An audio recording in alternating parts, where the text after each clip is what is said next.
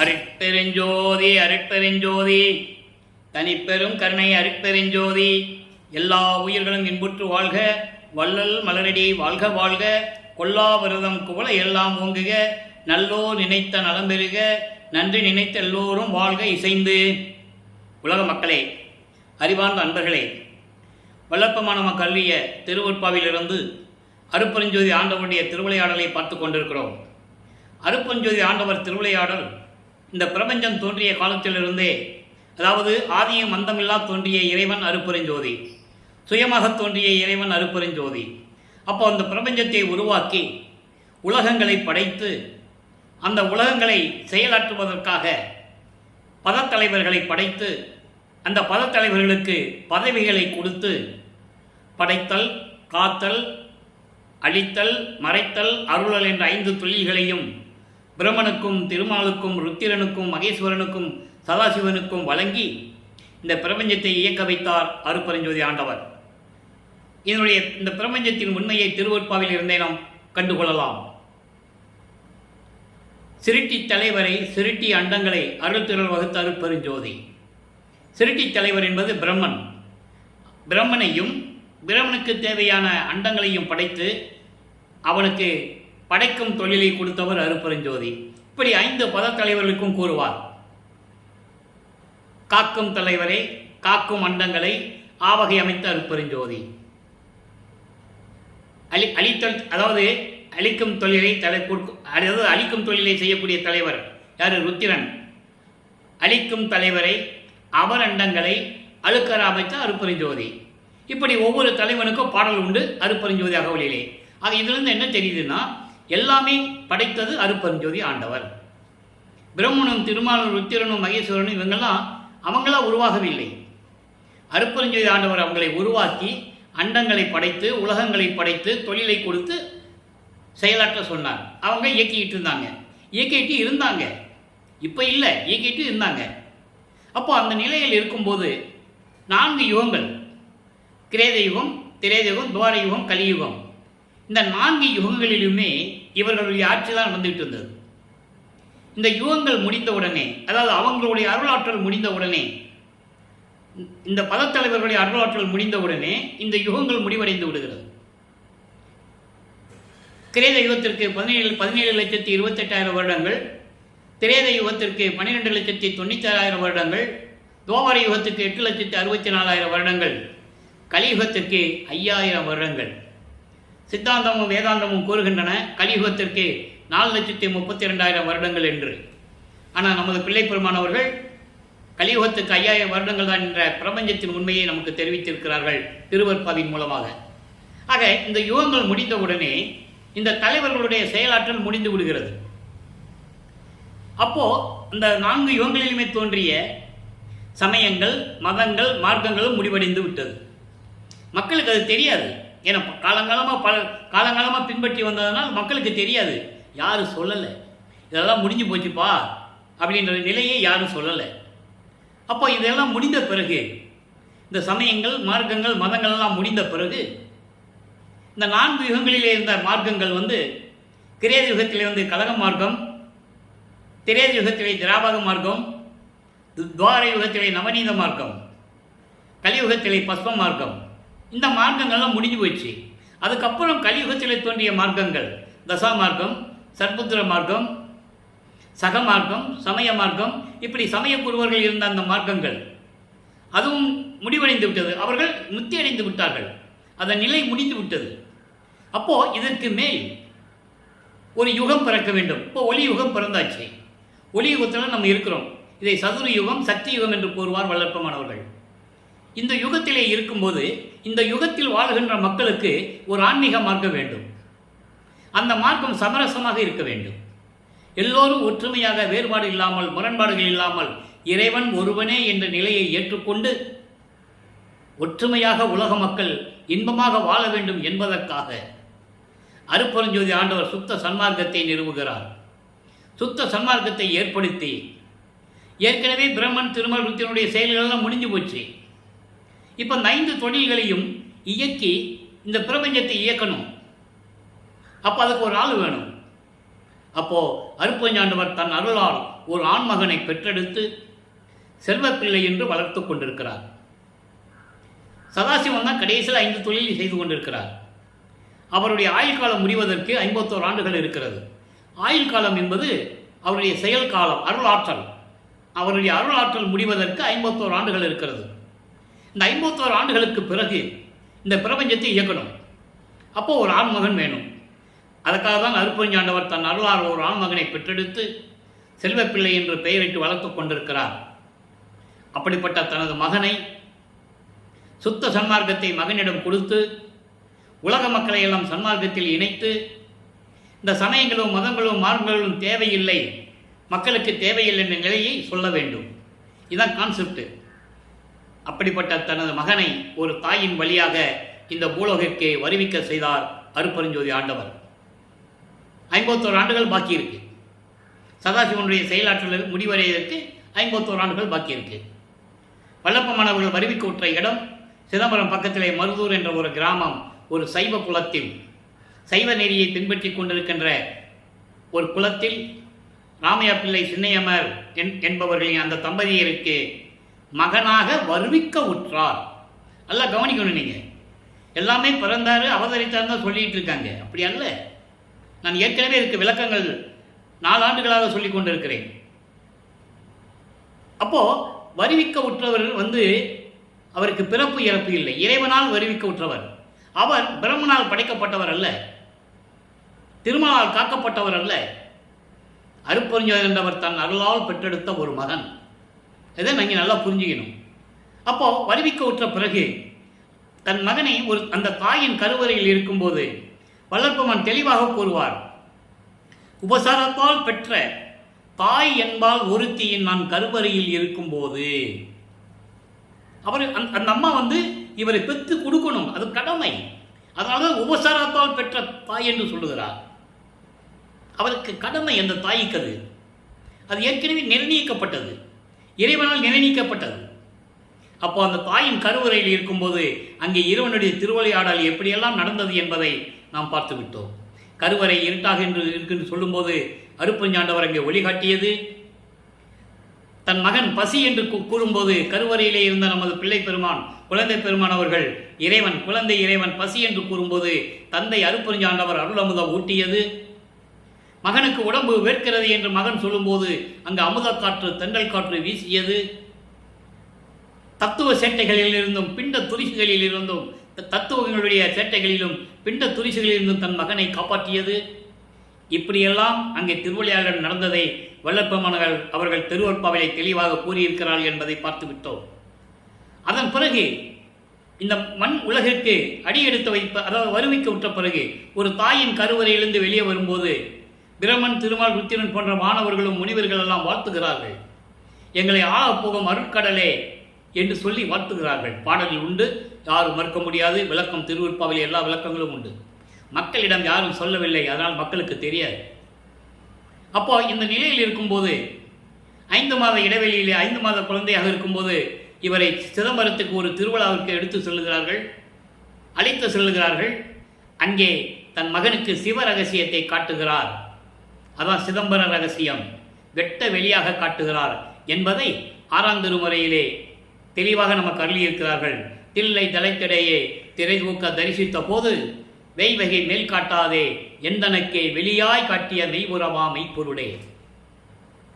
இது ஆதாரங்கள், உண்மை, அவ்வளவு சத்தியம். அப்போ இந்த நிலைகளெல்லாம் மாறிய பிறகு மருதூரிலிருந்து சின்னம்மையார் அவர்கள், ராமையா பிள்ளை அவர்கள் இறந்த பிறகு சின்னையம்மை அவர்கள் குழந்தைகளை கூட்டுவிட்டு பொன்னேரிக்கு போகிறாங்க. அங்கே இருக்க முடியல. அதுக்கப்புறம் சென்னையில் ஏழுகிணர் தெரு பகுதியிலே வீராசாமி முதலியார் தெரு என்ற இடத்திலே அங்கே இருக்கிறாங்க. அப்போ நமது பிள்ளை பெருமான் அவர்கள் அங்கே தான் வளர்ந்து கொண்டிருக்கிறார். அப்போ அவருக்கு ஒன்றும் தெரியாது. 1823ஆம் ஆண்டு தொடங்கிய திருவிளையாடல், அருட்பெருஞ்சாண்டவருடைய திருவிளையாடல் 1874 30/1/1874 இரவு 12 மணி வரையிலும் திருவிளையாடல் தொடர்கிறது. அப்போ இந்த 51 ஆண்டு திருவிளையாடல்களை அருட்பெருஞ்சாண்டவர் 8 ஆண்டுகளாக பிரித்து தன் மகனுக்கு அருளை கொடுத்து கொண்டிருக்கிறார். அப்போ வறுமைக்கு உற்ற 1ஆம் ஆண்டிலிருந்து 8 ஆண்டுகளுக்குள் என்ன நடந்தது? நமது குழந்தை இறைவன் பிள்ளை பெருமான் அவர்கள் வளர்ந்து கொண்டிருந்த காலகட்டங்களில் பள்ளிக்கூடத்தில் சேர்க்கணுமே, வயதாகிவிட்டது என்று சொல்லி அங்கே சேர்க்கிறார்கள். இவருக்கு பாடம் கற்க மனம் இல்லை. அது இறைவனுடைய திருவிழா அங்கே நடக்குது.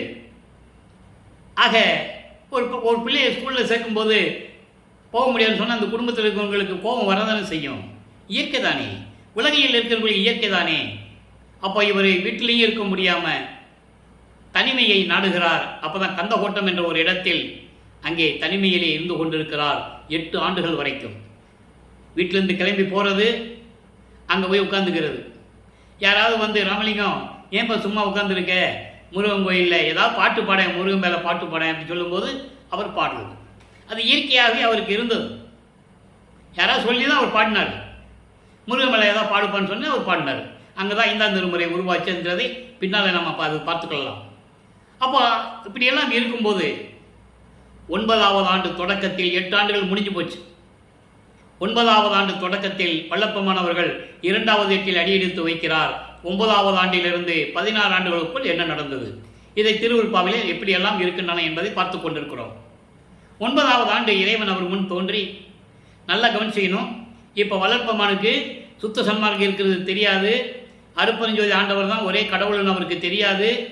ஆதியும் அந்தமில்லா தோன்றிய இறைவன், சுயமாக தோன்றிய இறைவன் அருப்பெருஞ்சோதி ஆண்டவர் என்ற நிலை அவருக்கு தெரியாது. அவருக்கு தெரிஞ்சது சிவபெருமான். நல்லா புரிஞ்சுக்கணும். ஏன்னா சைவ குலத்தில் இருந்து வருவிக்க விட்டதனால் அவருக்கு தெரிஞ்சது சிவபெருமான் தான். அப்போ சிவபெருமான் சொல்லும்போது சைவ சமயம். அப்போ சைவ சமயம் சொல்லும்போது சைவ சமயத்தின் அடையாளம் என்ன? திருநீர் பூசிக்கணும், பட்டை போட்டுக்கணும், உடம்பெல்லாம் பூசிக்கணும், உத்தராட்ச மாலையை போட்டுக்கணும். இதுதான் சைவ சமயத்தினுடைய அடையாளம். அந்த நிலையில் நமது பிள்ளை பெருமான் அவர்கள் இருந்து கொண்டிருக்கிறார். இப்போ இறைவன் அவர் முன் தோன்றி, நீ என்னால் வருவிக்க உற்றவன், என் மகன், உனக்கு ஞானத்தை கொடுக்கிறேன், பெற்றுக்கொள். மீதி எல்லாம் முன்பருவம் பின்பருவம் காட்டி அருள் செய்வேன் என்று சொல்லி மறைந்து விடுகிறார். அப்போ இவருக்கு மறைப்பு நிலை ஏற்படுகிறது. அதுக்கு முன்னால் நடந்ததெல்லாம் அவருக்கு தெரியாது. சுத்த சன்மார்க்கத்தை வாங்கின பிறகுதான் எல்லா உண்மையும் சொல்லுவார். அதை தான் நம்ம பார்த்துக்கிட்டு இருக்கோம். இப்போ திருவருள் முறையீடு உதயமாகிறது. இறைவன் ஆட்கொண்டு விட்டார். இவர் இறைவனுடைய மகன் என்று தெரியும். ஆனால் இறைவன் மறுபடியும் வரவில்லை, அருளை கொடுக்கவில்லை. அப்போ இவர் மனம் எப்படி இருந்தது? 1ஆம் திருமுறையிலே திருவருள் முறையீடு உதயமாகிறது. மொத்தம் 232 பாடல்கள். இன்னைக்கு 227வது பாடலை பார்க்குறோம். 5 பாடல் தான் பேலன்ஸ் இருக்குது, மீதி இருக்குது. அதுக்கப்புறம் இனி வேறு பதிகங்கள்லாம் நம்ம பார்க்க போகிறோம். வடிவுடை மாணிக்க மாலை 1ஆம் திருமுறையில் இருக்குது, மகாதேவ மாலை இருக்குது, இங்கித மாலை இருக்குது. அதெல்லாம் படிப்படியாக நம்ம பார்த்துட்டு வருவோம். இப்போ 227 பாடலும் நம்ம பார்க்க போகிறோம். நல்லா கவனிங்க. இப்போ வல்லப்பமானவர்கள் 2வது எட்டில் இருந்து கொண்டிருக்கிறார். 9ஆவது ஆண்டிலிருந்து 16 ஆண்டுகளுக்குள் என்ன நடந்தது அப்படிங்கிறத பார்க்க போகிறோம். புலை அளவோ என்னும் நெஞ்சகனேன் துயர் போக, வெட்டு மலையளவோ இந்த மண் அளவோ வந்த வானளவோ, அலையளவோ வென்று மன்றுள் நின்று ஓங்கும் அருமருந்தே, நிலையளவோ எதுவும் நிலையளவோ என்னும் தேவா அறிந்தும் இறங்கிலேயே. எப்படி சொல்ற பாருங்க, அறிந்தும் இறங்கிலேயே. நான் உன் மகன், உன்னால் வருவிக்க விட்டவன் என்ற நிலை தெரிந்து விட்டது. அப்படி இருந்தும் கூட இறைவா என் மீது கொஞ்சம் கூட இறங்கவில்லையே என்று முறையீடு செய்கிறார். நல்லா கவனிக்கணும். 1ஆம் திருமுறையில் இருக்கும்போது, 9வது ஆண்டில் இருக்கும்போது எப்படி முறையீடு செய்கிறார். அதுக்கப்புறம் சுத்த சன்மார்க்கத்தை பெற்ற பிறகு திருவருள் விளைதல் என்ற பதிவொன்றை நம்ம பார்க்க போகிறோம். அதில் எப்படி முறையீடு செய்கிறார், அந்த வித்தியாசத்தை நீங்கள் தெரிஞ்சுக்கணும். சமயங்களிலும் மதங்களிலும் மார்க்கங்களிலும் இருக்கும்போது வல்லப்பெருமான் நமது பிள்ளை பெருமான்கள் எப்படி இருந்தார், இருந்ததும் ஆகணும். காலத்தின் கட்டாயம், இறைவனுடைய கட்டளை, அது இறைவனுடைய திருவிளையாடல். உலக மக்களுக்கு அது இருக்க வச்சிருச்சு, இருந்துட்டு தான் வரணும். இப்போ சொல்றாரு, பெரிய மலை அளவோ இந்த உலகளவோ ஆகாயம் அளவோ கடல் அலை அளவோ என்று அளவிட முடியாத நிலையில் அம்பலத்தில் இருந்து கொண்டு திருவிளையாடல் செய்து கொண்டிருக்கின்ற அருமருந்தே, இறைவனை போற்றி சொல்லுகிறார். உன்னை அளவிடவே முடியாது. ஒரு மலை என்னோ பெரிய கடல் என்றோ உலகம் என்றோ ஆகாயம் என்றோ உன்னை அளவிட முடியாது. அப்படி அளவிட முடியாத நிலையில் இருக்கின்ற இறைவனே, இந்த அளவுகள் எல்லாம் இல்லை என்ற நிலையில் உள்ள தேவே, அளவிட முடியாத இறைவன் சொல்றார். ஒரு வெளியில சொன்னாதான் தேவே, அளவிட முடியாத இழிந்த நிலையில் மனம் கொண்ட இந்த ஏழையின் துயரம் போக்க. இப்படியெல்லாம் இருக்கின்ற இறைவன் நீ, எவ்வளவு உன்னுடைய அருள் வல்லமை எவ்வளவு என்று அளவிட முடியாது. அப்படி இருக்கின்ற இறைவன் நீ, உன்னால் வருவிக்க விட்ட உனது மகனுடைய துயரங்களை, துன்பங்களை, என் மனம் எப்படியெல்லாம் துன்பப்படுகிறது என்ற நிலையை நீ அறிந்தும், உனக்கு தெரியாமல் இல்லை, நீ அறிந்தும் என் மீது இரக்கம் காட்டவில்லையே, எனக்கு அருளை கொடுக்கவில்லையே என்று முறையீடு செய்கிறார். நமது குழந்தை இறைவன் அந்த வயதிலே அதான் செய்ய முடியும். நல்லா கவனிச்சுக்கணும். நீங்க இந்த விளக்கங்களை எல்லாம் உலக மக்களுக்கு யாரும் சொல்லலை. சும்மா பொதுப்படையா பேசினாங்க. ஸ்கூல்ல கொண்டு சேர்த்தாங்க, அதெல்லாம் எனக்கு பிடிக்கல, நீ எல்லாம் வேண்டாம் வேண்டாம்னு சொல்றீங்க, எனக்கு வேணும்னு வேணும். இதெல்லாம் அது உலகியல் விளக்கம். அவருடைய நிலை எப்படி இருந்தது என்பதை திருவருட்பாவில் இருந்து கூற வேண்டும் மக்களுக்கு. செய்திகள் செவிவெளி வந்த செய்திகள் ஏற்றத்தாழ்வுகள் இருக்கலாம், கூடவாக இருக்கும், குறைச்சலாகவும் இருக்கும். அதுக்குள்ள அந்த விளக்கத்துக்குள்ள நம்ம போக வேண்டாம். ஆனால் பாடல்களில் என்ன இருந்தது என்பதை உலக மக்களுக்கு சொல்லணும். அப்போ அந்த நிலையில் இருக்கும்போது முறையீடு செய்கிறார், விரைவில் வந்து எனக்கு அருள்வாயாக என்று சொல்லுகிறார். இறைவன் ஞானத்தை கொடுத்த பிறகு 13வது ஆண்டில் ஞானத்தை கொடுத்த பிறகு இவர் இறைவன் மீது பாடுற ஆற்றல் சக்தி வந்து விட்டது. இலக்கணம் இலக்கியம் தேவையில்லை. நல்லா புரிஞ்சுக்கணும். இதை மக்களிடம் யாரும் சொல்லவில்லை. இறைவனுடைய ஆற்றலை பெற்றுக்கொண்டு இறைவன் ஆட்கொண்டு ஞானத்தை கொடுத்த பிறகு இவர் பாடல்களை பாடினார் என்ற விளக்கத்தை உலக மக்களுக்கு சொல்ல வேண்டும். சமயங்களிலும் மதங்களிலும் இருக்கின்ற தலைவர்களை எல்லாம் சொன்னார்கள். உதாரணமாக நண்பர்களை, நான் ஏற்கனவே கூறியது போல திருவருட்பாவை பற்றி கூறும்போது பேசும்போது மற்றவற்றை பற்றி நான் பேசுவதில்லை. இருந்தாலும் சில இடங்களில் உதாரணங்களை சொல்ல வேண்டிய கடமை இந்த வள்ளலார் ஊழியனுக்கு இருக்கிறது. சமயக்குறவர் ஆகிய திருநாவுக்கரசர், திருஞான சம்பந்தர், சுந்தரர், மாணிக்கவாசகர் இவங்க 4 மார்க்கத்தை சேர்ந்தவங்க. திருநாவுக்கரசர் தசா மார்க்கத்தை சேர்ந்தவர், சுந்தரர் சர்க்குத்திர மார்க்கத்தை சேர்ந்தவர், இல்லை ஞானசம்பந்தர் சர்க்குத்திர மார்க்கத்தை சேர்ந்தவர், சுந்தரர் சக மார்க்கத்தை சேர்ந்தவர், வாதவூர் என்ற மாணிக்கவாசகர் சமய மார்க்கத்தை சேர்ந்தவர். இவங்கெல்லாம் இறைவனுடைய அருளை பெற்று பாடினார்கள், மக்களிடம் சொன்னார்கள், மக்கள் நம்பினார்கள். நீங்கள் நல்லா புரிஞ்சுக்கணும். அதே போன்று திருமூலர், சேக்கிழார், எத்தனையோ அறிஞர்கள் புலவர்கள் தோன்றியிருக்காங்க, இறைவனர்களை பெற்று இருக்கிறார்கள்.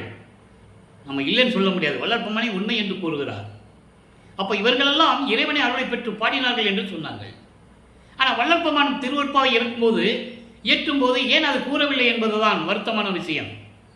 இறைவன் சொல்ல இவர் எழுதுகிறார், இறைவன் ஆற்றலை கொடுக்கிறார், இவர் பாடுகிறார். அப்போ ஞானம் பெற்ற பிறகு இவர் சென்னையிலே ஏழுகணர் பகுதியிலிருந்து திருவெற்றியூருக்கு செல்ல வேண்டும். மனம் தூண்டி விடுகிறது. மனம் தூண்டி விடுகிறது என்று சொல்வதை விட அருட்பெருஞ்சாண்டவர் அவர் மனதை தூண்டி விடுகிறார், என் மகனை அங்கே அழைத்து செல். உடனே இவர் திருவெற்றியூருக்கு போகிறார். ஏன்னா மனம் அப்படி சொல்லிச்சுன்னு சொல்லுவார். நாங்கள் இங்கே பேசக்கூடிய கருத்துக்கள், விளக்கங்கள் எல்லாமே திருவருட்பாவில் பாடல்களில் இருக்கின்ற விளக்கங்கள். மனம் சொல்லும், மனதிடம் இவர் அருட்பெருஞ்சாண்டவர் சொல்றதையும் பின்னால் அவர் பாடல்களிலே சொல்லுவார். என் மனம் என்னை இழுத்து கொண்டு சென்றது, இதெல்லாம் இறைவனுடைய திருவிளையாடல் என்பது பின்னால் தான் எனக்கு தெரியும், பின்னாளில் நான் அறிந்து கொண்டேன் என்று சொல்லுவார். நல்லா புரிஞ்சுக்கணும். இப்போ திருவொற்றியூருக்கு போயிட்டார். போய் தியாகராஜ பெருமானை பற்றி பாடுகிறார். 2ஆம் திருமுறை உருவாகிறது. ஏற்கனவே கூறியது போல 2ஆம் திருமுறை 113 பதியங்கள், 1207 பாடல்கள். இதுவரை 24 பதியங்களை நாம் பார்த்திருக்கிறோம். 24 பதியங்களிலும் இவர் போக வேண்டியது, தியாகராஜ பெருமானை பற்றி பாட வேண்டியது ஒரு புரோஜனம் இல்லை. மனசு நொந்து நூலாகி கால் வலிக்க நடந்து போய் வீட்டுக்கு வந்துடுறது, நைட்டுக்கு இரவு வந்துடுறது. இங்கே ஏண்டா எங்கே போன ராமலிங்கா, உன்னை பார்க்குறதுக்கே எங்களுக்கு நேரம் சரியாக இருக்குன்னு ஏசுறதையும் அந்த அவமானங்களை எல்லாம் தாங்கி கொண்டு நமது குழந்தை பையை இறைவன் வளர்ப்பமானவர்கள் இருந்து கொண்டிருக்கிறார். வெளியே சொல்லவும் முடியாது, நான் இறைவன் மகன் சொல்ல முடியாது. நல்லா புரிஞ்சுக்கணும். நீங்கள் வெளியே சொல்லவும் முடியாது, திட்டுகளையும் வாங்கணும், இறைவன்கிட்ட அருளையும் பெற முடியல. இந்த சூழ்நிலையில் இருந்து கொண்டிருக்கும் போது இனிமேல் திருவெற்றியூருக்கு போய் என்ன பிரயோஜனம் சொல்லி திருமல்ல வயலுக்கு போவார். அங்கே மாசிலாமணி உருகுவார். நீ வாட்டுக்கு வருவிக்க செய்து விட்டு நீ வாட்டு மறைந்து விட்டாய். இப்போ நான் உன்னை தேடி திருவொற்றியூருக்கு போனேன், ஒரு பிரயோஜனம் இல்லை. ஒருவேளை இங்கே இருப்பியோன்னு நினச்சிட்டு இங்கே வந்தேன். நான் வந்தேன் ஏன்னு கூட ஒரு வார்த்தை கேட்க மாட்டேன்ற, ஊமா மாதிரி நின்றுக்கிட்டு இருக்க. இதெல்லாம் அழகா? இது ஒரு தந்தைக்கு அழகா, உன் அருளுக்கு அழகா என்றெல்லாம் கேட்பார். அந்த பாடல்கள் எல்லாம் நினைக்கும் போது மனம் உருகும், நமக்கே உருகும், கண்களில் ஆனந்த கண்ணீர் வரும். அப்படி பாடல்கள்லாம் நாம் பார்த்து விட்டோம். இப்போ அங்கே போய் பிரயோஜனம் இல்லை. அப்போ திருவள்ளித்தாயத்துக்கு வருவார். திருவள்ளித்தாயம் என்பது சென்னையிலே வில்லிவாக்கத்திலிருந்து ஒரு 15 கிலோமீட்டர் இருக்கும். வில்லிவாக்கத்திலிருந்து ஒரு 15 கிலோமீட்டர் இருக்கணும். அங்கே திருவள்ளித்தாயம்னு ஒரு இடம் இருக்குது. அங்கேயும் இறைவனுடைய திருவிளையாடல் நடந்திருக்கு. அங்கே போவார். அங்கே போய் பார்த்தா கந்த துணியை கட்டிகிட்டு இருப்பார் சிவபெருமான். இவர் கேட்பார், கந்த துணி கட்டிட்டு என்னை ஏமாத்துறையே, எனக்கு என்ன உனக்கு என்ன துணி இல்லையா கட்டுறதுக்கு? ஒன்று பண்ணு, நீ எனக்கு கந்த துணியை கொடு, நானும் கட்டிட்டு நிற்கிறேன், நம்ம 2 பேரையும் பார்த்து இந்த உலகம் சிரிக்கட்டும். பெத்த பிள்ளைய கந்த துணியை வச்சு நடு ரோட்டில் விட்டுட்டான்னு சொல்லி உன்னை இந்த உலகம் இழிவாக பேசும், உன்மேல் பழி சொல்லும். இந்த இழிச்சொல்லுக்கும் பழி சொல்லுக்கும் ஆளாகாதே, என்னை விரைவில் வந்து ஆட்கொள்வாயாக என்று கூறுவார். அந்த பதிகங்களை எல்லாம் பார்த்து விட்டோம். இப்போ 25வது பதிகம் ஆடல் அமுது 10. ஆடல் அமுது 10 என்பது, ஆடல் அமுது என்பது இறைவன், திருவிளையாடல் செய்து கொண்டிருக்கின்ற இறைவன். 10 பாடல்கள் என்பதால் அந்த பதிகத்திற்கு ஆடல் அமுது 10 என்று பெயரிட்டிருக்கிறார்கள் பிள்ளைப்பெருமான் அவர்கள். அதிலே இன்னைக்கு 9வது பாடலை பார்க்க போகிறோம். மனதிடம் என்ன சொல்லுகிறார், இறைவன் எப்படி முறையீடு செய்கிறார். ஒரு கண பொழுதேனும் நின் அடியை உள்கிடாது உள்ளம் ஓடுகின்றதனால், என் மனசு அப்படி நிற்குது, ஓடுது, இருக்குது. என் வசம் இல்லை என் மனம். காரணம், வல்லப்பெருமான் அவர்கள் 16 ஆண்டுகளுக்குள் இருக்கும்போது ஒரு ஆண்மகனுக்கு மனம் அலைபாய்வது உலகியலிலே இயற்கை. 16 வயசு ஒரு பையனுக்கு 16 வயசு ஆச்சுன்னா அவன் மனசு சும்மா இருக்காது. இங்கே போகலாமா அங்கே போகலாமா இப்படியெல்லாம் மனம் அலைபாயும். அதுபோல ஒரு கணப்பொழுது கூட, ஒரு நொடிப்பொழுது கூட உன் திருவடியை நினைக்காமல், உள்ளே வாங்கி நினைக்காமல் என் உள்ளம் ஓடுகின்றது, தாவி தாவி செல்லுகின்றது. மனம் குரங்கு என்று சொல்லுவார். மான் போல தாவி தாவி செல்லுகின்றது. அதனால் ஒரு கணப்பெரும் தீயனேன் செய்யும் திறம் அறிந்திலேன். அதாவது ஆணவம், கணப்பெரும் என்பது ஆணவம். ஆணவத்தோடு இந்த தீயனேன் செய்யும் திறம் அறிந்திலேன். என்ன செய்யறதுன்னு எனக்கு தெரியல. எப்படி நல்ல செயல்களை செய்கிறது, நல்லவர்களை எப்படி கேட்கிறது, நல்லவர்களை எப்படி நாடுவது என்று கூட எனக்கு தெரியவில்லை. அந்த ஆணவம் என்னை தடுத்து கொண்டிருக்கிறது. செப்பல் என் சிவனே, சிவபெருமானே, நான் சொல்றதுல என்ன இருக்கு? எல்லாமே உன் திருவிளையாடல். இந்த பூலோகத்தில் எனக்கு வருவிக்க வச்சுட்டு நீ தான் என் மகன் சொல்லிட்டு போயிட்ட. அப்போ வர சிவபெருமான் தான் சொல்லணும். அருப்புரிஞ்சவனே அவரால் சொல்ல முடியாது, தெரியாது அவருக்கு. இறைவனுடைய திருவிளையாடல் இது, நல்லா புரிஞ்சுக்கணும். அப்போது நான் என்ன சொல்கிறது, சிவனே, வருகணத்து உடல் நிற்குமோ விடுமோ மாயுமோ என மயங்குவேன் தன்னை. அதாவது வரும் காலங்களில், இப்போ விடு, இனிமே நடக்க போகிற காலங்களில் இந்த உடம்பு இருக்கிறதே, இது இப்படியே நிலைச்சு நிற்குமா, கீழே விழுந்துருமா, இல்லை இறந்து போகுமா, மடிந்து போகுமா என மயங்கிக் கொண்டிருக்கின்றேன். என்னை வருந்தி கொண்டிருக்கின்ற என்னை அருக அணைத்துனா இப்படி அருகில் அணைத்து அன்பு மகனே என்று சொல்லி நீ அருளை கொடுக்க வேண்டும் அல்லவா. ஒற்றியூர் அரசே, அருள் ஒற்றியூர் அரசே, அருகணைத்து அருள் ஒற்றியூர் அரசே, என்னை வாமகனே என்று சொல்லி அருகில் அணைத்து கொஞ்சி மகிழ்ந்து என் உள்ள மகிழ நீ அருள வேண்டாமா திருவொற்றியூர் அரசே, அம்பலத்தில் ஆடல் செய்து கொண்டிருக்கின்ற இறைவனே, சிவனே, நீ விரைவில் வந்து எனக்கு அருள்வாயாக, அமுது போன்ற இறைவனே என்று சொல்லி இந்த பாடலிலும் கருதியிருக்கிறார்கள். ஆக 2ஆம் திருமுறை முடிவடை இந்த தருணங்களில் இந்த பதிகம் முடிவென்ற தருணங்களில் வல்லப்பெருமான் அவர்கள் 16 ஆண்டுகளுக்குள் இருக்கும்போது இறைவனை வேண்டுகிறார். இப்போ 16 ஆண்டுகள் வரைக்கும் ஒரு அருளையும் பெற முடியலை. இப்போ 3வது எட்டில் அடியெடுத்து வைக்கிறார். 3வது எட்டு என்பது 3ஆம் திருமுறை உருவாகிறது. வல்லப்பெருமான் அவர்கள் 17வது ஆண்டிலிருந்து, வருவிக்க உற்ற 17வது ஆண்டிலிருந்து, நான் பலமுறை கூறியிருக்கிறேன், வல்லப்பெருமானை பற்றி கூறும்போது வயதை குறிப்பிடவே கூடாது. அவர் ஒவ்வொரு யுகத்திலையும் இருந்தவர். ஊழிதோறு ஊழி உழப்பராது ஓங்கி வாழி என்றெனக்கு வாய்த்த நன்னிதியே, இது அகவல். ஊழிதோறும் ஊழி உளவினும் அழியா உடம்பை அளித்தனன், இது அது அரவணத்து பாடலில் இருக்கு. ஊழிதோறும் ஊழி உயிர்தலைத்து ஓங்கினன், இப்படியெல்லாம் சொல்லுவார். அப்போ ஒவ்வொரு யுகத்தில் நான் இருந்தேன்னு சொல்லுவார். புதிய நல்லேன் என்னை போக்குதோரோ நீர் பூர்வித்தினும் உன் திருவடிக்கு அன்பு பூண்டவன் என்று சொல்லுவார். நான் ஒவ்வொரு யுகத்திலும் உன் திருவடிக்கு நான் பணி செய்தவன் என்று சொல்லுவார். நல்லா புரிஞ்சுக்கணும் நீங்கள். அப்போது வல்லப்பெருமானவர்கள் 17வது ஆண்டிலிருந்து 25 ஆண்டுகளுக்குள், 24 ஆண்டுகளுக்குள் 3வது எட்டு 24 என்ன நடந்தது என்பதை 3ஆம் திருமுறை உருவாக்கி அதில் 19 பதிகங்களையும் பார்த்து விட்டோம். மொத்தம் 235 பாடல்களையும் பார்த்து விட்டோம். 235 பாடல்களின் சுருக்கம். இவர் திருவொற்றியூருக்கு போவார். இப்போது திருமலை வயலுக்கும் திருவள்ளித்தாயத்துக்கும் போகிறதில்லை, முடிவு பண்ணிட்டார். இனிமேல் அங்கே 2 இடத்துக்கு போகக்கூடாது. போய் என்ன பிரயோஜனம்? கால் வலிக்க நடந்தது தான் மிச்சம். அங்கே இருக்கிறவங்களாம் நம்ம கிண்டல் பேசினது தான் மிச்சம். இப்படி பைத்தியத்தனமாக வந்து நிற்கிறானே கலியுகத்தில் அப்படின்னு சொல்லி என்னை கிண்டல் பண்ணதான் மிச்சம். அதனால் இனிமேல் அங்கெல்லாம் போகக்கூடாது. அப்போது திருவொற்றியூருக்கு தான் போகிறார். இப்போ நிலைகள் மாறுகிறது. அங்கே காட்சி கொடுப்பாரு. இவர் போய் திருவொற்றியூரில் போய் அந்த ரோட்டில் நிற்பார், தெருவில் நிற்பார். கோயிலுக்கு நேர தெருவு இருக்குது, நிற்பார். நிற்கும்போது அங்கேருந்து பார்ப்பார். அங்கே உள்ளே இருந்துட்டு காட்சி கொடுப்பார். தியாகராஜ பெருமான், சிவபெருமான் காட்சி கொடுப்பாரு. இவர் சந்தோஷப்படுவார். காட்சி கொடுத்துட்டாரு, பக்கத்தில் வந்து அருளை கொடுப்பாரு, சந்தோஷப்படுவார். உடனே மறைஞ்சிடுவார். இப்படியே இருக்கும்போது அவர் ரொம்ப மன கஷ்டப்பட்டு, இப்படியே செய்கிறானே இந்த ஆள், வந்து பக்கத்தில் அருளையும் கொடுக்கறது இல்லை, பேசுறது இல்லை, என்னமோ போக்கு காட்டி அப்படியே மறைஞ்சிக்கிட்டு இருக்காருன்னு சொல்லி ஒரு நாரையை தூது அனுப்புவார். நாரையும் கிளியும் நாட்டூரும் தூது என்ற பதிகத்திலே அழகாக சொல்லுவார்.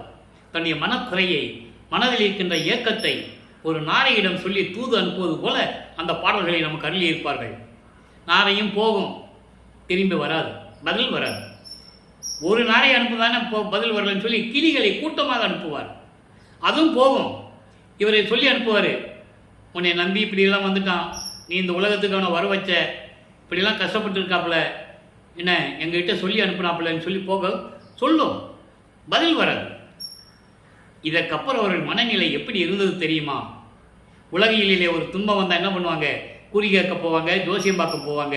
அதே நிலையில் வல்லப்பெருமானவர்களும் ஒரு புரட்சி பெண்ணிட போய் குறி கேட்க செல்லுகிறார்.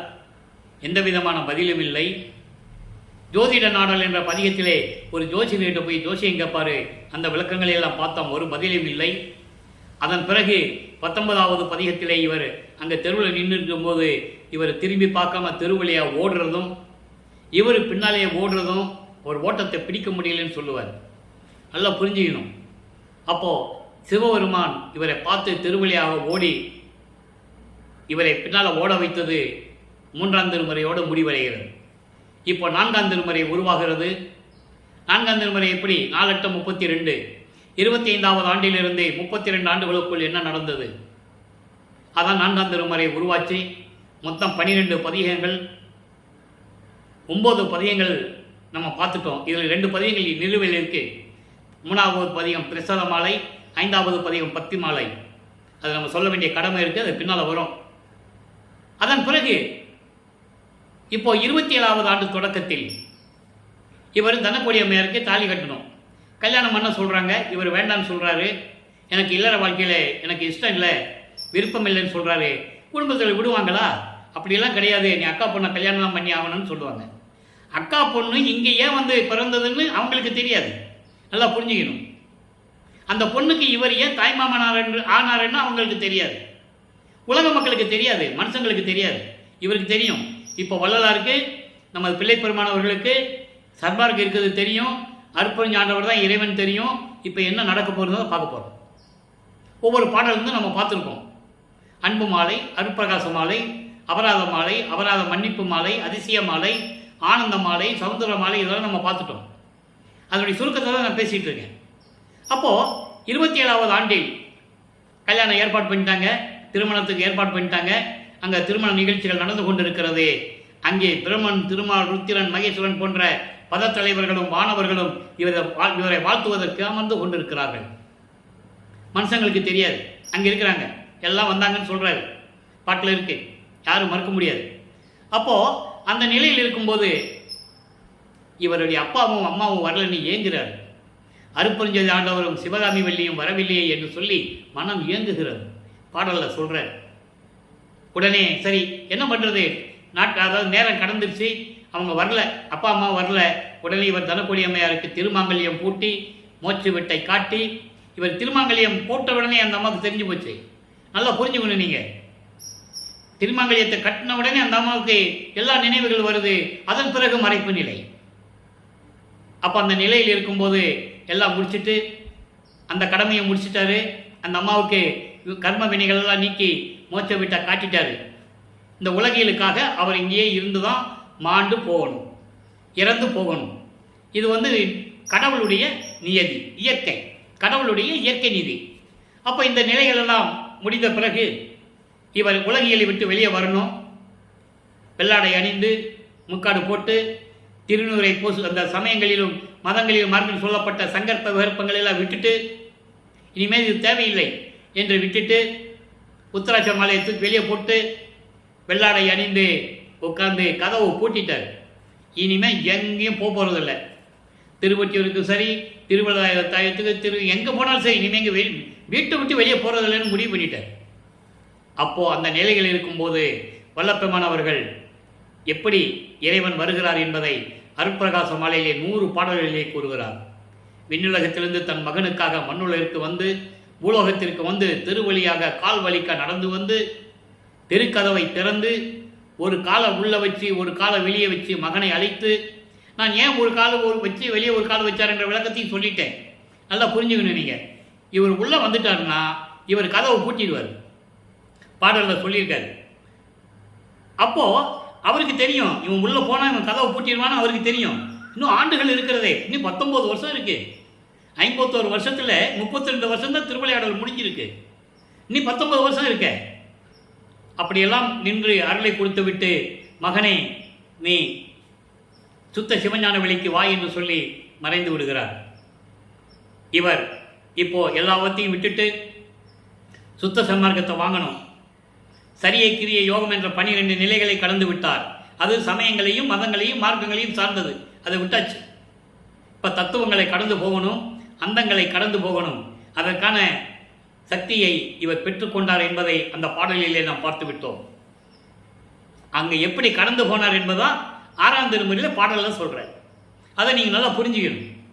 அங்கே அருட்பிரகாச மாலையில் என்ன சொல்வார், கையில் ஒன்று கொடுத்தார், ஒரு கொடையை கொடுத்தார், ஒரு அருள் கொடையை கொடுத்தார், ஒன்று கொடுத்தார் தான் சொல்லுவார் 100 பாடல்லையும். அந்த ஒன்றுன்றதை முழுவதுமாக நம்ம தெரிந்து கொண்டது 6ஆம் திருமுறையிலே.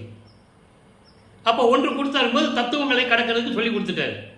அதே 6ஆம் திருமுறையிலே அருட்பெருஞ்சோதி அட்டகத்தில் சொல்கிறார், தத்துவங்களை தனித்தனியாக கடந்தேன், தத்துவாதி நிலையில் சித்தியல் முழுதும் தெரிந்தேன், அவை மேல் சிவநிலை தெரிந்திட சென்றேன். இங்கே இருக்கிறவங்க என்ன சொன்னாங்க, ராமலிங்க எங்கேயாவது போயிருப்பாரியா, இங்கே எங்கே ஊர் சுத்த போனாருன்னு யாருக்கு தெரியும், 6 மாதம் ஆகுதோ 3 மாதம் ஆகுதோ யாருக்கு தெரியும், உங்கள் வேலையை பாருங்கப்பா, வந்தால் பார்த்துக்கலாம். இப்படி தான் சொன்னாங்க. இப்படி தான் நீங்கள் கேள்விப்பட்டிருப்பீங்க. உண்மை அப்படி தான் பேசுனவங்க, அப்படி தான் பேசுனாங்க. நான் என் காதாலேயே கேட்டிருக்கேன், சத்தியம் அது. அடுத்து என்ன அடுத்து அகவலில் என்ன சொல்கிறாரு, ஏரானிலை மீசையின் தன் ஏற்றியே 6 காட்டிய அருட்பெருஞ்சோதின்னு சொல்லுவார் அகவலில் முதல்ல. அப்புறம் கடத்திய அருட்பெருஞ்சோதின்னு சொல்லுவார். நல்லா புரிஞ்சுக்கணும் நீங்கள். அப்போ தத்துவங்களை கடக்கிறாரு. முதல்ல காட்டிய அருட்பெருஞ்சோதி 36 தத்துவங்களை காட்டிய அருட்பெருஞ்சோதி பாரு, அப்புறம் கடத்திய அருட்பெருஞ்சோதி சொல்லுவார். அப்போது இதெல்லாம் கடந்து சென்று உள்ளே போகிறாரு. அங்கே தன் மகனை வரவேற்க அருட்பெருஞ்ஞானவர் காத்து கொண்டு இருக்கிறார். அந்த சத்தியஞான சபை இருக்கு, அங்கேயே சத்தியஞான சபை தான் இங்கே கட்டினது. அந்த விளக்கத்தை நம்ம பின்னால் சொல்ல போகிறோம். இப்போ தர்மசாலையில் இருக்கிற வரைக்கும் தான் நம்ம பேசிகிட்டு இருக்கிறோம். இப்போ வல்லப்பமானவர்கள் 33வது ஆண்டிலிருந்து 40 ஆண்டுகளுக்குள், அந்த 8 ஆண்டுகளுக்குள் என்ன நடந்தது தான் சுருக்கமாக நம்ம சொல்ல போகிறோம். இவர் என்ன பண்ணுறாரு, 33வது ஆண்டு தொடங்கிச்சு. இவர் சுத்த சன்மார்க்கத்தை வாங்க போகணும், தத்துவங்கள் எல்லாம் கடந்து அங்கே போயிட்டு இருக்கிறார். பறந்து போயிட்டு இருக்கிறார், ஒரு நொடிப்பள்ளியில் போயிடுவார். அங்கே போனால் முதல்ல தேவர்கள் நிற்கிறாங்க, மாணவர்கள் நிற்கிறாங்க, நாகர்கள் நிற்கிறாங்க. அதுக்கப்புறம் தான் பிரம்மன், திருமால், ரத்திரம் எல்லாம் கீழே தான் நிற்கிறாங்க.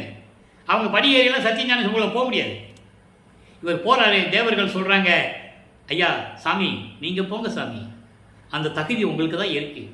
பாடல் இருக்கிறது, விளக்கம் இருக்கிறது. கூறப்படி அத்தனை விளக்கங்களும் சொந்த கருத்தல்ல, கற்பனை அல்ல, திருவருட்பாவில் இருக்கின்ற பாடலுடைய விளக்கங்கள். நீங்கள் போங்க சாமி அப்படின்னு கை காட்டுறாங்க. நீங்கள் ஏன் இங்கே நிற்கிறீங்கன்னு கேட்குறாரு அவர். எங்களுக்கு தகுதி இல்லை என்று சொன்னார்கள் என்று சொல்கிறார். அப்போ நேராக இவர் போகிறாரு, மகனை வரை அங்கே கீழே இருந்துக்கிட்டு தான் இவருடைய மணிமுடி சூட்டுறதை நிலாவிலே பார்க்குறாங்க. நல்லா கவனிச்சுக்கணும் நீங்கள். அப்போ இந்த நிலையில் மேலே போகிறாரு, மணிமுடம் சூட்டுறாங்க.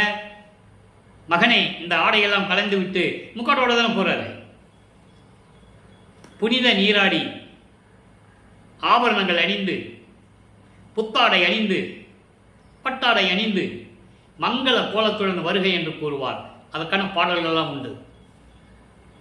அப்புறம் இந்த நிலை இருக்கும்போது அவருக்கு மணிமுடம் சுட்டி எல்லாம் பண்ண பிறகு, மகனே உனக்கு எல்லாருலையும் கொடுத்து விட்டேன், 2 தான் பாக்கி. அருப்பெருஞ்சோதியை கொடுக்கணும், இவரோட 2.5 கலக்கணும். யார்? அருப்பெருஞ்சாண்டவர். இது 2 நிலை தான் பாக்கி. மீது எல்லாருலையும் வாங்கியாச்சு. வாங்கி நேராக கருங்குழியிலே உறைவிடமாக கொண்டிருக்கிறார். அதுக்கடையில் நடந்த செய்திகளை நீங்கள் கேள்விப்பட்டிருப்பீங்க. பரசுராமன் வந்தது, வெங்கட ரெட்டியார்கிட்ட சொல்லி, என் தம்பி தான் இவர், அக்கா மகளை கல்யாணம் பண்ணி வச்சோம், வாழ முடியல அவனால், நீங்கள் பார்த்துக்காங்க, உங்கள் வீட்டில் வச்சுக்கங்கன்னு சொன்னது. இதெல்லாம் உலகியல் விளக்கம். அது ஒரு பக்கம் இருக்கட்டும். இவர் 9 வருஷம் கருங்குழியில் இருக்கிறார். அங்கே தான், அதாவது தண்ணீரால் விளக்கு எரித்த இடம் என்ற ஒரு பெயர் அங்கே பெற்றது உண்மை. அதே நேரத்தில் அதனுடைய சூட்சமமான விளக்கங்களை எல்லாம் வல்லப்பமான் எப்படி கூறினார் என்பதை உங்களுக்கு சொல்ல நான் கடமைப்பட்டிருக்கிறேன். வெங்கட ரெட்டியாருடைய மனைவி முத்தாயிலம்மாள் அந்த செம்பில் என்ன நினைச்சு தண்ணி கொண்டு வந்து வைக்கிறாங்க. அந்த அம்மா செம்பு வைக்கும்போதே இவருக்கு தெரியும், அது தண்ணி தான் தெரியும். நீங்கள் அதை நல்லா புரிஞ்சுக்கணும். வெளியே சொல்ல முடியாது, என்னம்மா தண்ணி வைக்கிறேன்னு சொல்ல முடியாது. இவர் மற்றவங்களுக்கு இவருடைய அருள் நிலையை மற்றவங்களுக்கு யாருக்கும் காட்டாமல் இருக்கிறார். அதான் உண்மை. அந்த அம்மா அதுக்கப்புறம் யோசிக்கிறாங்க, ஐயோ தண்ணியை வச்சுட்டு வந்துட்டுமே, சாமி என்ன பண்ணுவாருன்னு தெரியலையே, விளக்கு எரியாமல் போயிருமே நினச்சிக்கிட்டே இருக்கிறாங்க. மறுநாள் காலையில் வந்தோடனே கேட்குறாங்க, சாமியை நான் மறந்து போய் தண்ணியை வச்சுட்டு சாமி என்னை மன்னிச்சிருங்கன்னு சொல்கிறாங்க. அப்போ இவர் சொல்கிறாரு, இல்லைம்மா தண்ணியாக வச்சுட்டு போனீங்க, நான் என்ன நினச்சி ஊற்றுனேன், ஆனால் விளக்கு எரிஞ்சிக்கிட்டு இருக்கு. நல்லா கவனிக்கணும். நான் என்ன நினச்சி ஊற்றுனேன், விளக்கு எரிஞ்சிக்கிட்டு தான் இருக்குமா, எந்த குறையும் இல்லை. இரவு முழுவதும் விளக்கு எரிஞ்சது, இறைவன் அருளால் எரிஞ்சது சொல்லுவார். அப்போது அந்த அம்மாவுக்கு ஒரு திருப்தி ஆயிடுச்சு. சரி, எதுவும் தப்பு நடக்கலை, விபரீதம் நடக்கலைன்னு நம்ம சந்தோஷமாக போயிடுறாங்க. அப்போது அதுக்கப்புறம் அங்கே அருப்பெருஞ்சாண்டவரும் வளர்ப்பமானவர்களும் எப்படியெல்லாம் உரையினார்கள் என்பதை திருவருட்பாவிலிருந்து நம்ம பார்த்து விட்டோம். அங்கே தான் எல்லாமே நடந்தது. அதுக்கப்புறம் அங்கேருந்து கிளம்புறாங்க. வல்லப்பம்மன் அவர்கள் 6வது எட்டில் இருந்து கொண்டிருக்கிறார்.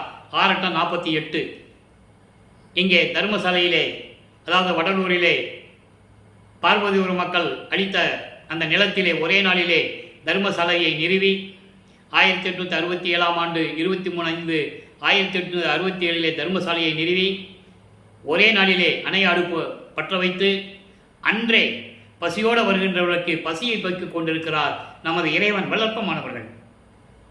அங்கேதான் ஜீவகாருண்ய ஒழுக்கம் உருவாகிறது. அந்த ஜீவகாருண்ய ஒழுக்கத்தை பற்றி நம்ம பின்னால் பேச போகிறோம். இவர் எப்போ மேட்டுக்குப்பத்துக்கு போக போகிறாரோ அப்போ தான் ஜீவகாருண்ய ஒழுக்கத்தை பற்றி நம்ம பேச முடியும். ஏன்னா படிப்படியாக தான் சொல்ல முடியும். அப்போது உத்தரஞான சிதம்பர மாலை உருவானதை நம்ம ஏற்கனவே பார்த்துட்டோம். உத்தரஞான சிதம்பர மாலையிலே எப்படியெல்லாம் சொல்கிறாரு, எப்படியெல்லாம் விளக்கம் கொடுத்தார் என்றதையும் பார்த்துட்டோம்.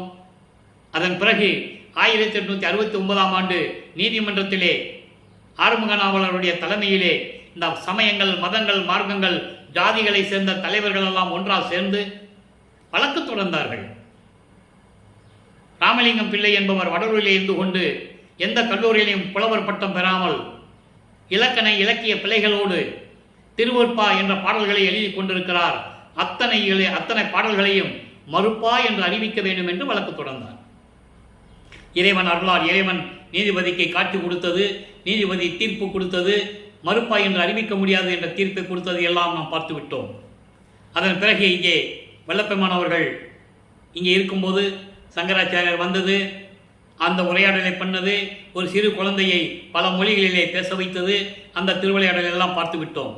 இப்போ திருவருள் விளைதல் என்ற ஒரு பதிகத்திலிருந்து பாடலை பார்க்க போகிறோம். 6வது பாடல். எப்படின்னா திருவருள் விளைதல்னா 1ஆம் திருமுறையிலே திருவருள் முறையீடு சொல்லும்போது எப்படி விண்ணப்பம் வைத்தார், இப்போ தர்மசாலையில் இருந்து கொண்டு எப்படி விண்ணப்பம் வைக்கிறார்.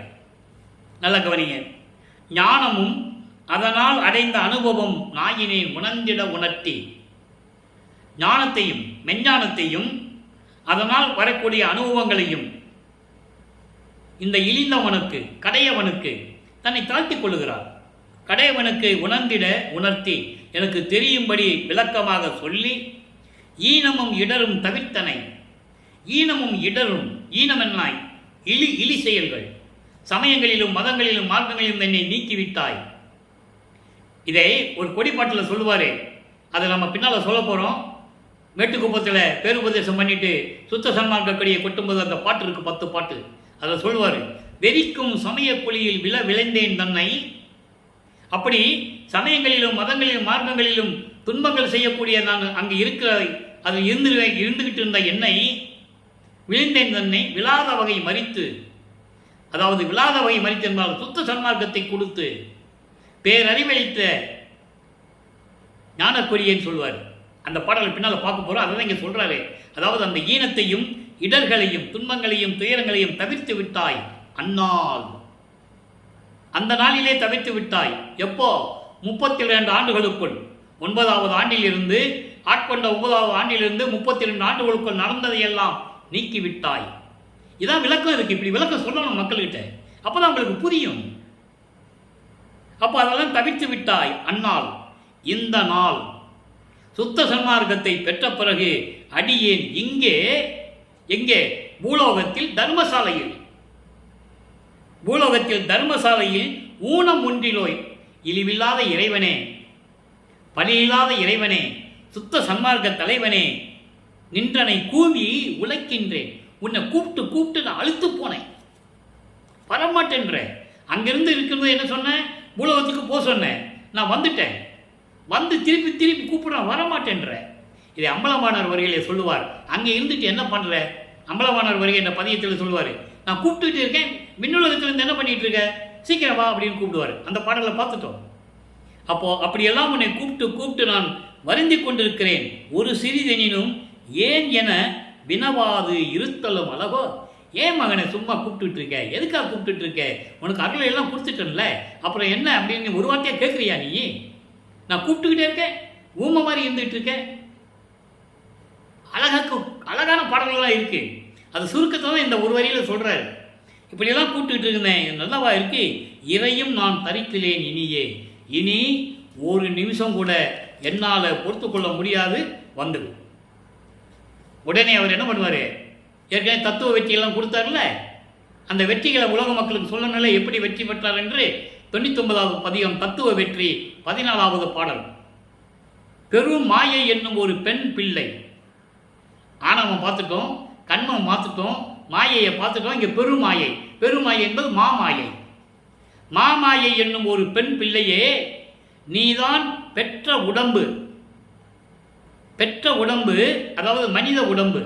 மனித உடம்பு இது சாகா சுத்த உடம்பாக்கி ஒரு ஞான திரு அமுது உண்டு ஓங்குகின்றேன். எவ்வளோ அருமையாக சொல்லிக்கார் பாருங்க. இறைவனால் வருவிக்க விட்ட இந்த மனித உடம்பை எனது அருப்பெருஞ்சோதி ஆண்டவர் என் தந்தையினால் திரு அருளாமுதம் உண்டு சுத்த சன்மார்க்கத்தை பெற்று சுத்த உடம்பாக்கி கொண்டு விளங்கி கொண்டிருக்கிறேன். நீ மனித உடம்பு நினைச்சிடாத. மாயையிடம் சொல்லுகிறார், மாயை என்னும் ஒரு பெண் பிள்ளையே, இந்த மனித உடம்பு இருக்கே, அது நீ மனித உடம்புன்னு நினைக்காத. என்னுடைய தந்தையினுடைய அருளமுதம் உண்டு, சுத்த சன்மார்க்கத்தை பெற்று சுத்த உடம்பாக்கி விளங்கி கொண்டிருக்கிறேன். நீ உள்ள வர முடியாது. எப்படி? இந்த உடம்புக்குள்ள நீ வர முடியாது. அப்படி சொல்றார். இனி நீ உபகரிப்பு ஓர் அணுத்துணையும் உள்ளத்திடை நான் விரும்பேன். உன்னுடைய இந்த உபச்சாரம் எல்லாம் வேண்டாம். உன்னுடைய உபச்சாரம், இந்த அடாவடி செயல்கள், இதெல்லாம் நான் விரும்ப மாட்டேன். இனிமேல் அதெல்லாம் தேவையில்லை. அருளாய ஜோதி எனக்கு உபகரிக்கின்றது. என் உள்ளத்தில் அருப்பெருஞ்சோதி இருந்து கொண்டு ஒளி வீசிக் கொண்டிருக்கிறது. அருளை பெற்றுக் கொண்டிருக்கிறேன். நீ அறியாயோ? இது உனக்கு தெரியாது இல்லையா? என் அளவில் அமைக அயல் அமருக. நான் சொல்கிறேன், என்கிட்ட நீ வரக்கூடாது. நான் சொல்கிறதா நீ கேட்கணும், இல்லைன்னா வெளியே போயிடு. நான் சொல்கிறத கேட்கணும், கேட்கல நீ வெளியே போயிடு. திருளாய உலகிடை என் சரீரம் உணர்ந்தில்லையோ? என்னுடைய அருள் அனுபவம். நான் இறைவனுடைய பிள்ளை என்பதை உனக்கு தெரியாது? என்னுடைய வரலாறு உனக்கு தெரியலையோ? சொல்கிறார், நான் இறைவனால் வருவிக்க உற்றவன் பிள்ளை. எப்படி? சிற்றவை என் அப்பனுக்கு சிறந்த பிள்ளை. நானே என் அப்பனுக்கு யாரு? நான் சிறந்த பிள்ளை, மூத்த பிள்ளை, சுத்த சன்மார்க்கத்தின் மூத்த குலப்பிள்ளை நான். அதனால் என்கிட்டலாம் உன் சேட்டையெல்லாம் வச்சுக்கூடாது, வெளியே போயிருந்தேன். அதுக்கப்புறம் ஒரு பதியம் உருவாகிறது. 106 சுத்த சிவநிலை 39வது பாடல். நல்லா கவனிக்கணும். யான் புரிதல் வேண்டும் கொல், இவ்வுலகில் செத்தாரை ஊன் புரிந்து மீள உயிர்ப்பித்தல், வான் புரிந்த அம்பலத்தான் நல்லருளால் அந்தோ நான் மேல் போர்த்த கம்பளத்தால் ஆடும் கழித்து. அதாவது இந்த பாடலுடைய பொருள் உங்களுக்கு விளங்காது. இது வந்து நூல் விளக்கம் கூட யாராலும் சொல்ல முடியாது. சுத்த சன்மார்க்க விளக்கம், இறைவன் கொடுத்த விளக்கம், இந்த அடியனுக்கு கொடுத்த விளக்கத்தை கூறிக்கொண்டிருக்கிறேன். அதாவது நான் இந்த உலகிற்கு, நான் இந்த உலகை இயக்க வேண்டும் என்று அருப்பெருஞ்சோதி ஆண்டவர் கட்டளையினால் அவருடைய நல்ல அருளை பெற்றுக்கொண்டு உயிர்ப்பித்து இந்த மனித உடம்புகளை, இறந்தவர்களை எழுப்ப வேண்டும். அந்த நிலையில் நான் இருந்து கொண்டிருக்கிறேன். வான் புரிந்த அம்பலத்தான் நல்ல அருளால். நல்லா புரிஞ்சுக்கணும் நீங்க. அவருடைய அருளால் தான் நான் எல்லாம் செய்து கொண்டிருக்கிறேன். ஏன் சத்தவரை எழுப்ப வேண்டும்? ஏற்கனவே நிறைய விளக்கங்கள் நான் கொடுத்துட்டேன். சுத்த சன்மார்க்கத்தை தெரியாமல் இறந்தவர்கள், சுத்த சன்மார்க்கத்தை தெரிந்து கொண்டும் அதை பின்பற்றாதவர்கள், அவர்களை இறந்தவர்கள் என்று சொல்லுகிறார். இவர்களை மீண்டும் பூலோகத்திற்கு மனித உடம்பு எடுத்து கொடுத்து கொண்டு வந்து சுத்த சன்மார்க்கத்தில் சேர்த்து அவனுக்கு மரணமில்லா பெருவாழ்வை தர வேண்டும். அதான் இங்க சொல்றாரே, ஊன் புரிந்து மீள உயிர்ப்பித்தல், வான் புரிந்த அம்பலத்தால் நல்லருளால் அந்தோ நான் மேல் போர்த்த கம்பளத்தால் ஆடும் கழித்து. எப்படி? நான் மேல் ஆடை போர்த்திருக்கிறேனே, கம்பளம் என்று சொல்லுகிறார். மேலாடையை கம்பளம் என்று சொல்லுகிறார். உள்ள மகிழ்வோடு எப்படி இருக்கிறேன்னா, நான் உடம்பு மேலே துணி போட்டிருக்கிறேன்ல, கம்பளத்தும், அதாவது மேலாடை. இங்கே கம்பளம் என்பது மேலாடை. மேலாடையை போட்டுக்கிட்டா எவ்வளவு சுகமாக இருக்கும். அதே போல நான் அந்த மகிழ்வோடு இருந்து கொண்டிருக்கிறேன். இறந்தவர்களெல்லாம் என்னுடைய தந்தை அருட்பெருஞ்சோதியினுடைய அருளால் நான் எழுப்பிக் கொண்டிருக்கிறேன். அவர்களுக்கு மரணமில்லா பெருவாழ்வை கொடுக்க வேண்டும், சுத்த சன்மார்க்கத்தை கொடுக்க வேண்டும் சொல்லிட்டாரா? சரி, அடுத்து பாருங்க. உலகப்பேறு 109வது பதியம். உலக மக்களுக்கு என்ன சொல்றார்? இவருடைய நிலையை உலக மக்களுக்கு என்ன சொல்றாரு? யார் சொன்னது மக்கள்கிட்ட வளர்ப்பெருமானை பற்றி? ஒரு ஆள் கூட வளர்ப்பெருமானை பற்றி பேசுனதே கிடையாது. பேசுனாங்க, பொதுப்படையாக பேசுனாங்க. ஒரு கதை மாதிரி. மருதூரில் பிறந்தார். ராமையா பிள்ளைக்கு சின்னையம்மையார் இருக்கும். சின்னையம்மையார் வந்து ராமையா பிள்ளைக்கு 6வது மனைவி. இவர் 5வது மகனாக பிறந்தார். இப்படி வந்தாங்க. பிறகு பொன்னேரி போனாங்க. அப்புறம் சென்னைக்கு வந்தாங்க. ஸ்கூலில் சேர்த்தாங்க, முடியாதுன்ட்டார். அப்படியெல்லாம் சொல்லுவாங்க. இது வந்து ஒரு போர்வையாக உலகியல் விளக்கம். அவர் என்ன சொல்கிறாரு நீங்கள் பாருங்கள். அவர் என்ன சொல்கிறாரு நீங்கள் பார்க்கணும். 7 உலக அவத்தை விட்டு ஏறினேன் மேனிலை. வரி வரியாக சொல்கிறேன், 4 வரி. முதல் வரி, 7 வகை உலக அவத்தை விட்டு ஏறினேன் மேனிலை. 7 உலக அவத்தை என்பது 7 வகையான பிறப்பு இறப்பு. அகவழியிலே 4 சொல்லுவார். ஊர்வன, பரப்பன, உருவன, நடப்பன 6 உர காத்தருள் அருட்பெருஞ்சோதி. ஊர்வன, ஊர்ந்து சொல்லக்கூடிய உயிரினங்கள். பரப்பன, பறந்து சொல்லக்கூடிய ஈரங்கள். உருவன, தாவரங்கள். நடப்பன, நடந்து செல்லக்கூடிய உயிரினங்கள். இந்த 4 உயிரினங்களுடைய பிறப்பு இறப்பு. 5வதாக நீரில் வாழக்கூடிய உயிரினங்கள். 6வது மனிதர்கள். 7வது தேவர்கள். 7 வகையான பிறப்புகள். தேவர்களுக்கும் பிறப்பு இறப்பு உண்டு. எல்லாத்துக்குமே பிறப்பு இறப்பு உண்டு. வல்லப்பமான ஒருவருக்கு தான் இல்லை. அப்போ இந்த 7 வகையான அவத்தைகளை விட்டு நான் மேலே வந்து விட்டேன். அதற்கு ஊழிதோறும் ஊழி உயிர் தழைத்து ஓங்கினன் சொல்லிட்டாரா? நான் ஏற்கனவே சொன்னேன், ஒவ்வொரு யுகத்திலையும் அவர் இருந்தவர். ஊழிதோறும் ஊழி உயிர் தழைத்து ஓங்கினன். ஒவ்வொரு யுகத்தில் இருந்த யுகம் அழியும், நான் அழிய மாட்டேன்னு சொல்றார். யுகம் அழிந்து விடும். கிரேத யுகம் அழிந்து விட்டது, நான் இருந்தேன். திரேத யுகம் அழிந்து விட்டது, நான் இருந்தேன். ஊழிதோர் ஊழியும் உயிர் தலைத்து ஓங்கினேன். கலியுகம் அழிந்து விட்டது, நான் ராமலிங்கமாக வந்து விட்டேன். புரியுதா உங்களுக்கு? கலியுகம் 1900 முடிஞ்சிடுச்சு. கலியுகத்தில் இவர் வருவிக்க விட்டார். நானே பாருங்க, மற்றவங்களுக்கு சொல்லி சொல்லியே பழக்கமாயிடுச்சு. வருவிக்க விட்டார். கலியுகத்தினுடைய கடைசி கட்டம் வருவிக்க விட்டது 1823ஆம் ஆண்டு. அப்போ கலியுகத்திலையும் இருந்தாருன்னு சொல்லியாச்சா? இப்போ ஒளியுகத்திலையும் இருக்கிறார். நல்லா புரிஞ்சுக்கணும் நீங்க. அப்போ யுகங்கள் அழியும், மதங்கள், மார்க்கங்கள், சமயங்கள் அழியும், சுத்த சான்மார்க்கம் அழியாது, நானும் அழிய மாட்டேன். ஊழிதோர் ஊழி உயிர் தலைத்து ஓங்கினன் ஆழியான் அயன் முதல்வோர் அரசியத்திட என்னுள் வாழி அருப்பெருஞ்சோதி மன்னவே. எப்படி நடந்தது? அருப்பெருஞ்சோதி ஆண்டவர் என் உள்ளத்தில் இருந்ததனால். ஆழியான்னா திருமால். திருமாலும் பிரம்மனும் என்னை பார்த்து அதிசயமாக பார்க்கிறார்கள். ஏன்? நான் பிரம்மனால் படைக்கப்பட்டவன் அல்ல, திருமாலால் காக்கப்படுகின்றவன் அல்ல. அவங்க எல்லாம் என்னை அதிசயமாக பார்க்குறாங்க. இதுக்கெல்லாம் காரணம் என்ன? காரணம்னா அருப்பெருஞ்சோதி ஆண்டவர் என் உள்ளத்தில் இருந்ததனால் அந்த நிலையை நான் பெற்றேன் என்று கூறுகிறார். எவ்வளோ அற்புதமான பாடல் பாருங்க. இப்போ நீங்கள் வள்ளலார் யாருன்னு தெரிஞ்சிருப்பீங்க. அவர் சோறு மட்டும் போட சொல்லலை, அவர் இந்த உலகத்தை காக்க வந்த இறைவன். அதை நீங்கள் புரிஞ்சுக்கணும். அடுத்த தனிச்சிரலங்கள் 86வது பாடல் பாருங்க. வான் வேண்டும் சிற்றம்பலத்தை வயங்கி வளரமுத தேன் வேண்டினேன் இத்தருணத்து அருள் செய்க செய்திலையேல் ஊன் வேண்டும் என் உயிர் நீத்து நின்மேல் பலியோ விளைப்பேன். நான் வேண்டுமா பலிதான் வேண்டுமா சொல்க நாயகனே. அங்கே என்ன சொல்வாரு? 2ஆம் திருமுறையில் சமயங்களிலும் மதங்களிலும் மார்க்கங்களில் இருக்கும்போது சிவபெருமானை பார்த்து என்ன சொல்லுவாரு? நீ என்னை தெருவில் கொண்டு வந்து விட்டுட்ட, எனக்கு கோமண துணியை கொடு, கட்டிட்டு நிற்போம், உலகம் உன்னை பழி சொல்லட்டும்னு சொல்லுவாரு. இங்க என்ன சொல்றாரு? நானே உன் மேல பழி சுமத்துவேன்னு சொல்லுவாரு. நல்லா கவனிச்சுக்கணும். நிலைகள் மாறுதா? நிலைகள் மாறுதில்லை. இப்போ பாருங்க என்ன வேண்டாரு. அதாவது வானவர்கள் வணங்கும் சிற்றம்பலத்திலே இருக்கும் இறைவனிடம் நான் சுத்த சன்மார்க்கத்தை வேண்டினேன், அதை பெற்றுக்கொண்டேன். நீ இதெல்லாம் நீ செய்யவில்லை என்றால் என் உடம்பில் இருக்கிற உயிர் இருக்கிற அதை நான் போக்கிடுவேன். அப்போ உன் மேல பழியை உண்டாக்கிடுவேன். உனக்கு பழி வேண்டுமா நான் வேண்டுமா? சீக்கிரம் வந்துடு. இன்னும் பாக்கி இருக்குல்ல, நீ 3 ஆண்டுகள் பாக்கி இருக்கு, சீக்கிரம் வா. அங்கே என்ன பண்ணிட்டு இருக்க? விண்ணுலகத்தில் உட்காந்துக்கிட்டு உன் மகன் அங்கே பூலோகத்தில் இருக்கிறேன், நீ அங்கே இருந்தால் என்ன பிரயோஜனம்? நீங்கள் வான்னு கூப்பிடுவார். அமலவாணர் வரியில் பார்க்க போகிறோம், பின்னால் பாடல் இருக்கு. அப்போது வான் கூப்பிடுவார். ஏன்னா தனித்தனியாக இருக்கிறது இவருக்கு பிடிக்கல. ஆனால் இவருக்கு தெரியும் இன்னும் 3 வருஷம் பாக்கி இருக்குன்னு தெரியும் இவருக்கு. அப்போது அடுத்து இதே பாடலுக்கு பதில் உடனே வருது பாருங்க. மெய்யர்கள் வியப்புல 98வது பாடல். சாகா கல்வி எனக்கு பயிற்று தந்த ஜோதியே. அங்கே சாகா கல்வியை கொடுத்தார்ல, அதை சொல்றார். உலக மக்களுக்கு சொல்லணும்ல.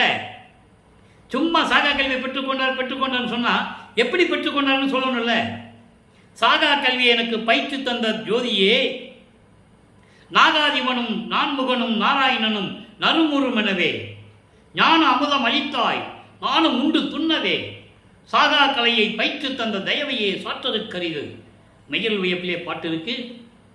சாகா அப்படி தன்னேர் முடி ஒன்று என் முடியில் தரித்த ஜோதியே, உனக்கு நிகரான மணிமுடியை எனக்கு தலையில் மணிமுடி சூட்டிய இறைவனே சொல்லிட்டாரா? அடுத்து ஏகா கர பொற்பீடத்து என்னை ஏற்றும் ஜோதியே. ஏகா பொற்பீடம் என்பது சுத்த சிவஞான வெளி. அதான் 16வது நிலை. ஞானத்தில் ஞானம், ஞானசரியை திரையோதச நிலை. 12 நிலைகள் வரைக்கும் சமயங்களையும் மதங்களையும் மார்க்கங்களையும் சார்ந்தது. ஞானசரியை தான் அங்கிருந்து தான் மரணமில்லா பெருவாழ்வு தொடங்குது. ஞானசரியை, ஞானக்கிரியை, ஞானத்தில் ஞானம், ஞானத்தில் யோகம், ஞானத்தில் ஞானம். அதான் ஏகா கர பொற்பீடம். அதான் சுத்த சிவஞான வெளி. கடவுள் நிலை, சிவநிலை, சுத்த சிவநிலை என்று கூறுவார். அப்படி நிலையில் என்னை ஏற்றும் ஜோதியே, அருப்பெருஞ்சோதியே, எல்லாம் வல்ல சித்தி ஆட்சி ஈந்த ஜோதியே. அண்டர்லைன், இதான் முக்கியமானது. எல்லா சித்துகளும் எனக்கு கொடுத்து அருளாட்சி செய்க என்று சொன்ன ஜோதியே, அருப்பெருஞ்சோதியே, என் தந்தையே என்று கூறுகிறார். நீ என்ன பாக்கி இருக்க இவர்கிட்ட வாங்குறதுக்கு? அருட்பெருஞ்சோதி வாங்கணும், திருஅருள் செங்கோலாட்சி வாங்கணும், இவரோட 2.5 கலந்துக்கணும் அருட்பெருஞ்சோதி. இந்த நிலை தான் பாக்கி. இப்போ வல்லப்பெருமான் அவர்கள் 48 ஆண்டுகளுக்குள் இருக்கதான் பேசிகிட்டு இருக்கோம். இது முடிஞ்ச உடனே அங்கே சத்தியஞான சபையை எப்படி ஏற்படுத்தினார், அங்கே எப்படி மேட்டுக்குப்பம் போனார், அங்கே நடந்ததை நம்ம பின்னால் பார்க்க போகிறோம். அடுத்து ஒரே ஒரு விளக்கம். அம்பலவாணர் வருகை 113வது பதிகம் 48, 49 சின்ன பாடல், 3 வரி பாடல் தான். உறங்கி இருக்கும் உலகவர் போல நான் உறங்க மாட்டேன் இங்கு வாரேன். உலக மக்கள் சாப்பிட்றது, தூங்குறது, நேரத்தை வீணாக கழிக்கிறது, அந்த மாதிரியெல்லாம் என்னால் இருக்க முடியாது. பூலோகத்தில் சீக்கிரம் வந்துடு, என்னோட கலந்துக்கு கூப்பிடுறாரு. அதான் அங்கே அது நடந்தது தான். அங்கே மேட்டுக்குப்பம் இப்போ கூப்பிடுறதோடு சரி, கூப்பிடுறாரு. இறங்க மாட்டேன் இங்கு வாரீர், சுத்த சன்மார்க்கத்தை விட்டு நீ நான் விலக மாட்டேன். சமயங்களிலும் மதங்களிலும் மார்க்க இந்த நிலை வேறு. இப்போ நான் சுத்த சன்மார்க்கத்திலிருந்து ஒரு இஞ்சி கூட, அதாவது ஒரு சிறிதளவு கூட இனிமேல் நான் இறங்க மாட்டேன். உண்டு உடுத்தி இன்னும் உழல மாட்டேன். சாப்பிட்றது, துணி உடுத்திக்கிறது, இந்த தேவையெல்லாம் வேண்டாம். இதெல்லாம் இனிமேல் எனக்கு சகிக்க முடியல. ஏன் சொல்கிறாரு? இனிமேல் அருவமாக போகணும். இறைவன் கலந்துட்டாருன்னா இறைவன் நிலைக்கு போயிடுவாங்க. நல்லா புரிஞ்சுக்கணும். நீங்கள் இப்போ உருவமாக இருந்து கொண்டிருக்கிறார், இப்போ உருவமாக இருக்கிறார், அருவமாகவும் இருக்கிறார், உருவமாக மாறணும். அதான் சொல்றாரு, உண்டு உடுத்தி இன்னும் உழல மாட்டேன். அமுது உண்டி விரும்பினேன் வாரீர். உன் அருளை அமுதுதானே, அருள் அமுதுதானே நான் விரும்பினேன். வாங்க, சீக்கிரம் வாங்க என் தந்தையே, உண்டிதர இங்கு வாரீர். உண்டின என்னது? அருள் அமுது. அருள் அமுது கொடுப்ப பூலோகத்தில் விரைந்து வாருங்கள் என் தந்தையே, வாருங்கள் வாருங்கள் என்று தந்தையை அழைக்கிறார். எப்படி ஒரு நிலையை, இறைவனுடைய நிலையை எப்படி விளக்கி கூறுகிறார் என்பதை நீங்கள் புரிந்து கொள்ள வேண்டும். அதாவது இப்போ இருக்கிறவங்க என்ன பேசுகிறாங்கன்னா, வள்ளற்பெருமானை பற்றி பிறந்தார், எப்படி சொல்கிறாங்க? பிறந்தார். ராமையா பிள்ளைக்கும் சின்னையம்மையாருக்கும் 6வது மனைவி யார்? சின்னையம்மையார். இவர் 5வது குழந்தை மகனாக பிறந்தார். அதுக்கப்புறம் சென்னைக்கு போனாங்க, ஸ்கூலில் கொண்டு போய் சேர்த்தாங்க. படிக்க முடியாதுன்னு சொல்லிட்டாரு. உடனே உங்கள் வீட்டில் எல்லோரும் கஷ்டப்பட்டு திட்டிக்கிட்டு இருந்தாங்க. அதுக்கப்புறம் கந்த கொண்டு போய் படுத்துக்கிட்டாரு. இந்த மாதிரி விளக்கங்கள் தான் சொன்னாங்களே தவிர, அவருடைய நிலையை ஒவ்வொரு பாடலிலிருந்தும் ஒரு விளக்கமாக யாரும் கூறவில்லை என்பதுதான் வேதனையான விஷயம். எவ்வளவு திருவிளையாடல் நடந்ததுங்க. இவரை பார்த்து சிவபெருமான், தியாகராஜ பெருமான் திருவழியாக ஓடுறது, இவர் எப்படியெல்லாம் அருளை வேண்டியெல்லாம் எப்படியெல்லாம் விரும்பி கேட்கிறாரு, எப்படி துன்பப்பட்டார், திருப்பி எப்படி அருளை பெற்றார், சுத்த சன்மார்க்கத்தை எங்கே போய் வாங்கினார், இப்படி நிலைகள் எல்லாம் உலக மக்களிடம் தெளிவாக சொல்லாததனால் உலக மக்களுக்கு வள்ளல் பெருமானுடைய அருமை யாருக்கும் தெரியவில்லை. எனவே இறைவனுடைய திருவிளையாடல் இப்படி தான் நடந்து கொண்டிருக்கிறது. இப்போ வல்லற்பெருமானவர்கள் வருவிக்க உற்று 48 ஆண்டுகளுக்குள் என்ன நடந்தது என்பதை பற்றி தான் பார்த்து கொண்டிருக்கிறோம். இதன் பிறகு அங்கே மேட்டுக்குப்பத்துக்கு சென்ற பிறகு அங்கே என்னென்ன திருவிளையாடல் நடந்தது என்பதை பாடல்களின் மூலமாக பின்னால் பார்க்க போகிறோம்.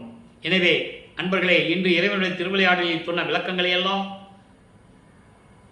எல்லாம் உங்களுக்கு புரிந்திருக்கும் என்று நான் கருதுகிறேன். இறைவனுடைய திருவிளையாடல், வல்லப்பெருமானுடைய இறைநிலை எல்லாம் தெளிவாக நான் கூறிவிட்டேன்.